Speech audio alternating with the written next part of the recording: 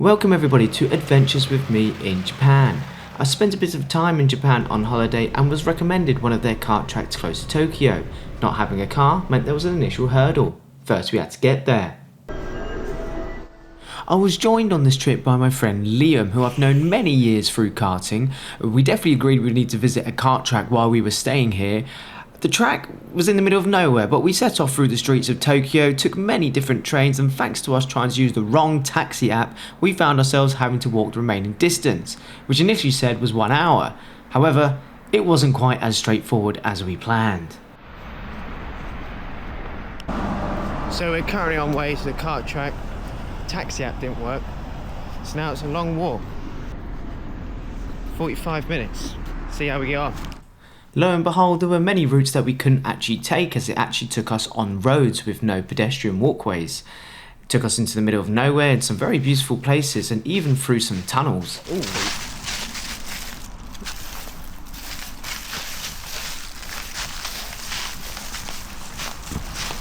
Oh.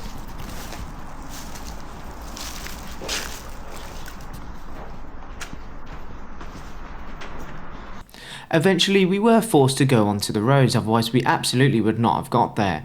Just like the UK, Japan does drive on the left hand side, so we'd always have to throw ourselves into the bush to stop ourselves from getting run over. But eventually we did find a special cut through into the track here, and we eventually saw a sign.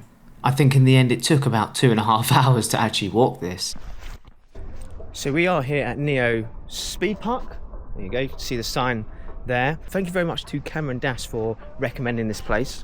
Just on my trial, so you do a little trial to, I don't think it's to really see how good or not you are, but you get it nonetheless included in your membership. So we're now members, great, Liam and I who are here. It's a very cool track, and right now there's apparently quick drivers going out.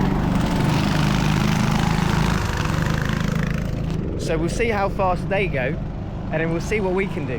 I'm very interested to see how I get on against them. The track's very fun, a lot of elevation. The trial was only a 3-minute session, so how exactly did we get on? Let's find out. You're 11, I think. Perfect. Can we sit on ourselves here?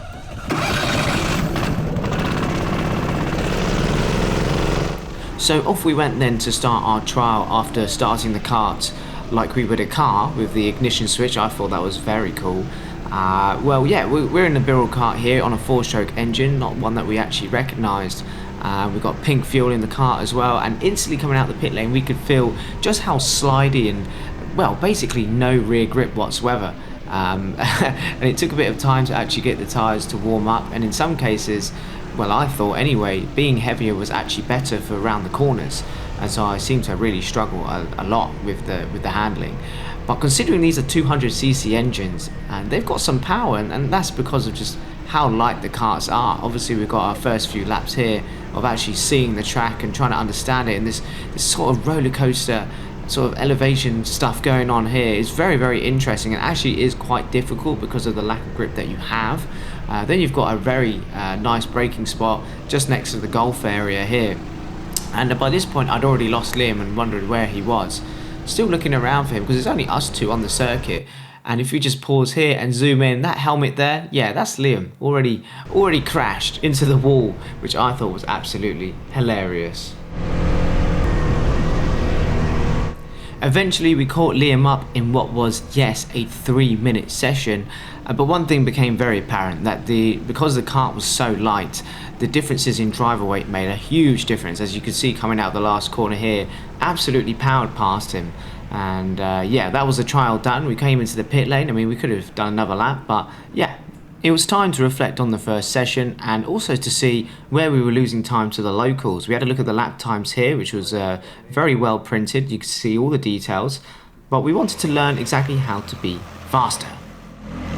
So as I said, apparently these guys are fast. We're going to see what times they do. We'll see what we can do.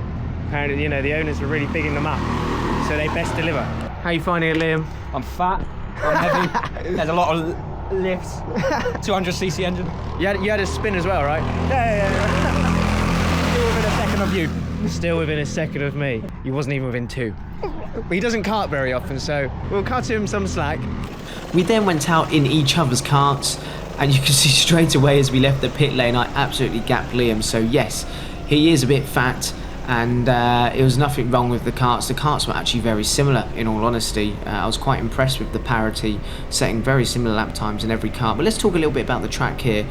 Going into the first corner, it was actually quite tricky because you're trying to find your braking spot. You're trying to keep the rear stable at the same time, which is not easy. I mean, these are 6-minute sessions. So you didn't actually have a lot of time to warm the tyres up, and to be honest, these karts needed longer sessions because they just never really reached optimum temperature until like the last 2 laps.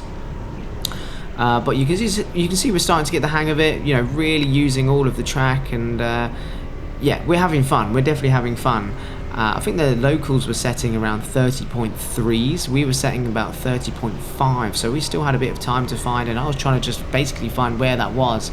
And I think most of it really was through this flat out section here, because I wasn't always that consistent. You know, being quite light means you can't always be as consistent, because the car's just a bit more unstable really. And this last section as well was very difficult, and you can see we're really trying to utilize all the space. We drove a few more different karts. This one you can see was a little bit bent. You can see I'm struggling to turn right here, and yeah, I mean obviously that's just rental karting. It's just something to get used to. If you could get around the issue, then you were still setting competitive times, and that's what it's all about, just trying to learn how to drive it differently. But you can see it was really kind of holding me back a little bit there. But yeah, I was definitely getting closer to the locals. Yes, they were slipstreaming each other, but I don't think that really meant a lot, especially as I was probably a little bit lighter than them. Liam was about 1.5 seconds off me, I think, and well, we set him a challenge to try and keep up with me and get close to me. So we just did session 2, and the aim for Liam is to get within 1.5 seconds. That's what we agreed at the start. And look how close you got there. The camera focuses, it's 1.567. Liam, yeah, you're lacking, mate. You're lacking. It's a 50 kg difference. Weighed 50 kg just now. 50 kg makes approximately about 1/10 of a second, so that's what he's got to work with.